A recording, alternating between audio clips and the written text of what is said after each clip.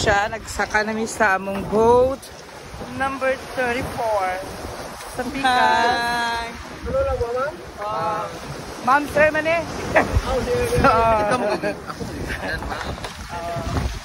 Bye-bye. Keep safe, everyone. So, asa ta itong first stop? We're going to, so, the more nga, the early git mo, kapansada ka, di kita tumalun. So, number 34 Miss, ang makabang yung mga bida-bida, ito pa na ulahi. So, muna siya, guys. So, oh my God, I'm so afraid. Yes, yun pa sila sa kami pamboat, but the correct pronunciation is pamboat. Here we go to the White Island. So White Island is a part of Mambahaw, and Mambahaw is a part of Camiguin Island. And of course, that is a Camiguin Island, ang tutoy-tutoy sa Camiguin Island.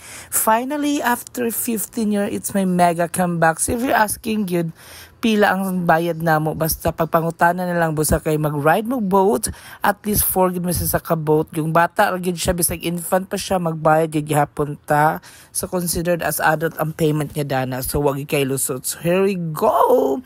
So advisable gid siya man kag White Island, dapat early as 5 o'clock in the morning, and as much as you can, you will stay at least pinakataas niyo ng 1 hour kay padili kayo init, and at the same time di na kay balod mo ma-experience. But anyway, di gini mo ni makalimtan, because this is one of the best tourist spot in Camiguin Island, the White Island, fronting the Barangay Aguho and the Barangay Yumbing. So better mag-anhi mo nga maayo kaya pa sa makamaayo si mong dagway, dapat sunny season gid mo, dili ang rainy season kay rot ka lang baki. So ipag-anhi gid mo diri, always remember magbutang mo sa bag ayaw sa daplin. It's better magbutang mo sa tunga kay, because unpredictable jud kayo ang ilang tubig diri mo, kalit lang tao. May gani sa amo kay nabantayan na mo, kung wala pa basa yun misa makabasa sa mga baba. Irma lang. So this is your day 1 with the Team Bida Bida and Team Devils. Of course, day 1 sa mong rampa po, day 2 mini-abot there sa Camiguin Island. So hello to the island born of fire. So you see that one white sand. So lamig king tubig there. You can go there. I can have access through the pump boats. So of course, na may mag-assist sa inyo dito. So enjoy lang gid mo, have fun to the Camiguin Island, the island born of fire. So muna mga pump boat nag-wait sa amo kay para mag-uli rami. So at the moment, nag-stargid me at least pinakataas na gid 1 hour kay grabe na kainit. So the early the better gid siya. So muna it's me nagbida-bida yung good mga are cute na kung mga kuya cute o ate cute reta nandi ay. So mihaw-mihaw ito mga eksena karon, and of course na may color coding sa among Hawaiian. So mga eksena sa among pang reels na mo, I mean sa among TikTokism, sa mga behind the scenes. So thank you so much. Magpasok-pasok ko bisag hanap ng camerahism. So diba, perfect view, perfect island, small but beautiful island, lots of memories to experience. Ingon ga sila, live with footprints. Basta ka-enjoy lang gito sa itong pagbida-bida. And it's me. I have so much fun. Enjoy you go. Kung so basta ka-enjoy, bahalag mag-itom ta. The important, you have fun. Enjoy ka pa, kaog chicken joy. So, man siya guys. So, 15 years after Camiguin Island, the island born of fire. So, take note, diri gito makita one of the active volcanoes in the Philippines, which is the Mount Hibok-Hibok. So if you're asking kung ang last eruption, try to check. So once again, thank you for the best memories, for the best experience of the White Island, one of the best island of Camiguin Island. And Camiguin Island is the best island in the Philippines. Choose Camiguin.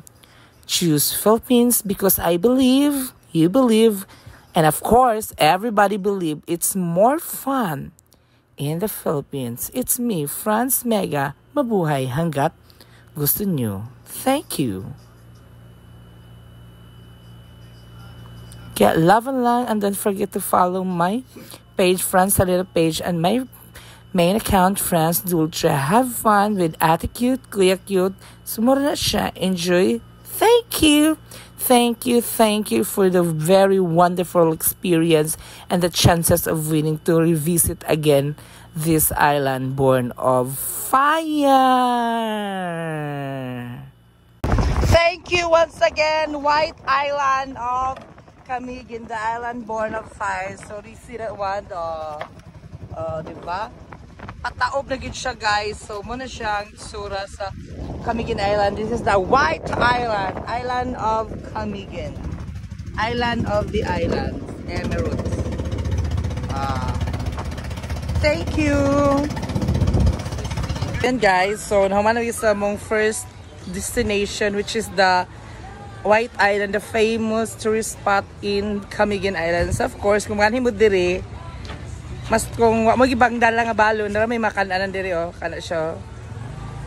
Dira mo makaan ila Karen, so diba? Busog na mo, dira po nakabalay mo, palit mo dira.